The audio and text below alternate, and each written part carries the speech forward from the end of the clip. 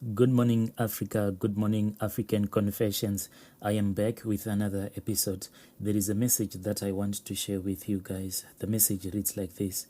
Hello, Brother Nashi. Can you please post for me a hidden identity? Brother Nashi, I want to confess what I did. I got married to a serial cheater. When I got married to my husband and when I found out that my husband was just a serial cheater, at first I told myself that if I am faithful to my husband, he would stop cheating on me. But he kept on cheating and cheating on me. Then I told myself that I would get used to it. I told myself that men are like that. All men cheat on their wives. But when my husband saw that I was just a humble and a submissive woman, that I was no longer asking him about his whereabouts, sometimes he would go for days without coming back home. And when he would come back home, I would not even ask him where he was. I would just give him the love that I had promised that I would give him. When he saw that I was that kind of a woman, he got worse and worse. He kept on cheating on me. But there was one good thing about my husband. When it came to money, he never bothered how much money I would use in a month. He never even asked me how much money I would have used. Actually, he gave me his bank card and he said to me that as his wife, it was my responsibility to take care of all the finances. So wherever I was, I used to keep his bank card with me.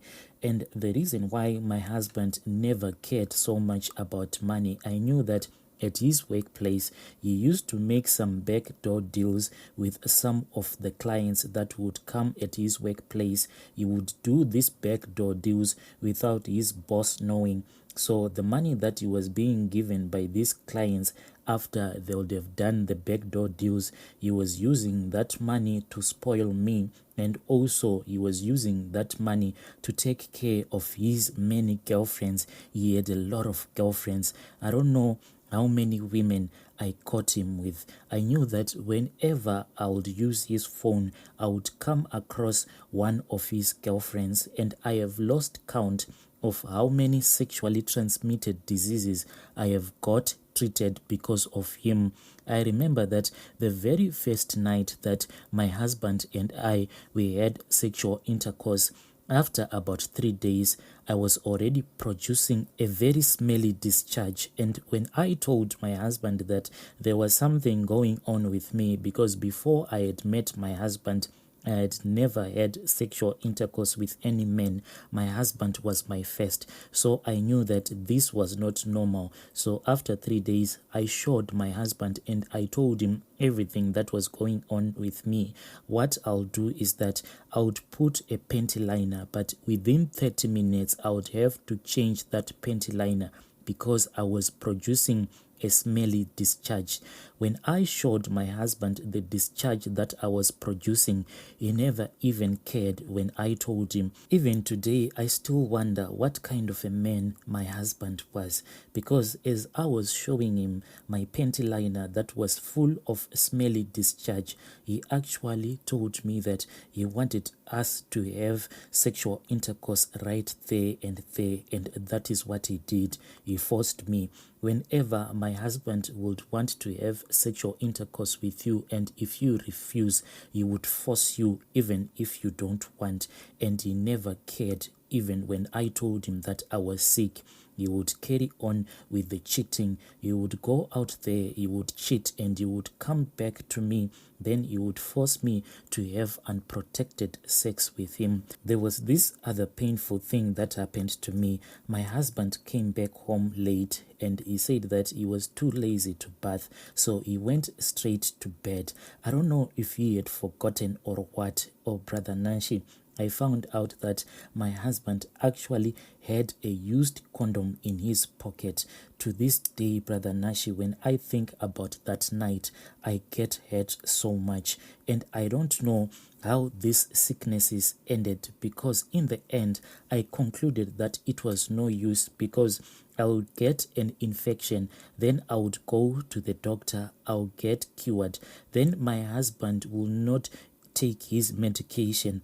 So you would reinfect me again. In the end, I stopped taking any kind of a medication, because what would happen is that when I am given a disease or an infection, I would go to the clinic. The nurses at the clinic, they already knew me, because whenever I would go to the clinic, it was about a sexually transmitted disease. So the nurses will tell me to go back home for 7 days, but they'll give me some medication. Then they'll instruct me not to have unprotected sexual intercourse with my husband whilst I am taking that medication. They never even asked if my husband was at home or not. They already knew that my husband was a serial cheater. So they would give me my medication. Then they would give me also the medication for my husband to use, even though they knew that my husband will never agree to come with me to the clinic. So what my husband will do is that if I were to come back home and if I tell him that I was at the clinic, and when I would show him that I have an infection, my husband will take his medication and he will pretend as if he will be drinking his pills, but at the same time you would force me to have unprotected sexual intercourse with him. If I were to ask him, why are you doing this? He will say, there is no use, because I am already taking the pills and you are taking the pills. So this disease, it is not going to attack us anymore. So you have sexual intercourse with me and protected all the time. So in the end, I stopped taking any kind of a medication. I was just living a life whereby I would get sick, then I would take the pills every now and then. All along, I thought that my husband was taking the medication as well, but there was this other time I was looking around in his car. Then I found boxes and boxes of unused pills. So that medication that I was being given at the clinic, my husband used to hide that medication in his car. I don't know if cheating to him was just for pleasure or if it was something that was demonic. So when we got divorced, I just had to thank God, because I went to the clinic, then I had my blood tested and I came out HIV negative. But the way that my husband is behaving, I don't think that he believes that there is something that is called HIV, because he sleeps around and he doesn't even bother to use protection. One day he hurt me the most by bringing in 2 of his girlfriends in the house. I don't know what had happened, but he came with his 2 girlfriends and they were arguing, and they kept on arguing in my house. At that time, me and my husband, we were using 2 rooms at that time, and my baby was about 3 months old. The pain was just too much for me. The reason why I was in deep pain, I was thinking that right now I am an orphan. I have no father, I have no mother. I am a person who just grew up in church. My husband is actually a son of an elder in the church. So at that time, when I was living with his parents as their maid, he was living abroad. When he came back to the country, he then married me. So to get out of the marriage, I didn't know where else to go, because the only people that I know were the people from church. My grandmother was also someone who had recently passed away.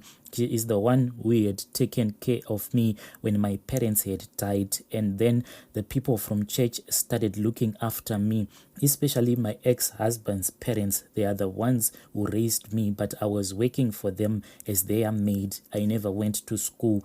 I left my husband and his girlfriends in the dining room as they were fighting and arguing. Then I went to sleep.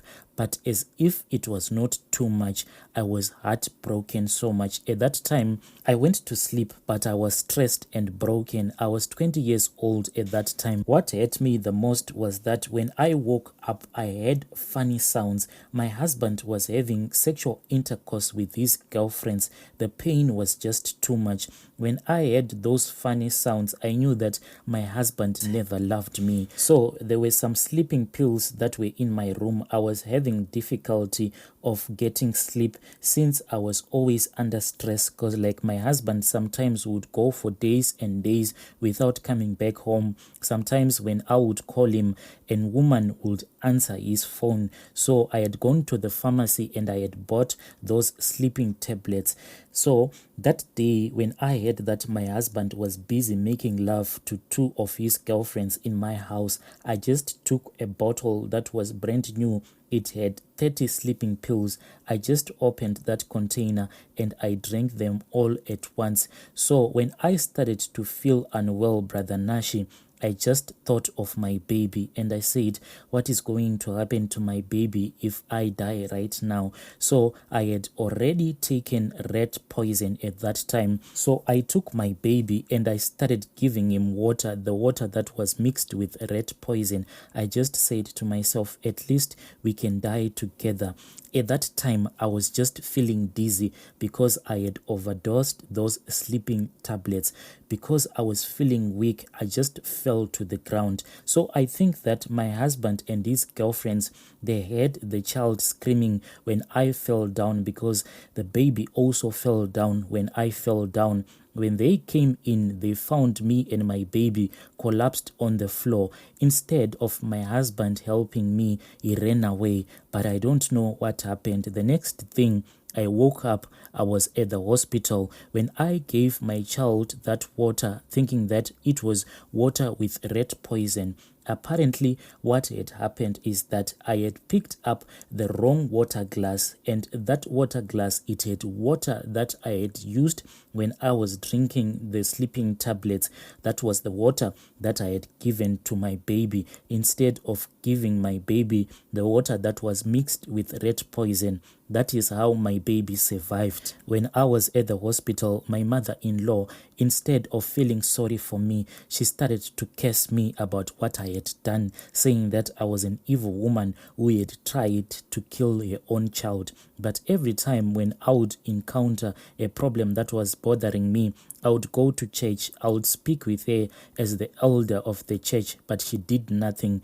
After that, I just filed for divorce without any plan. I just left my home country. Now that my child is grown up, what hurts me the most is that I have no place to keep him other than my husband's parents' house. That is where my child is right now. Here and there, I send them money so that they can look after my child.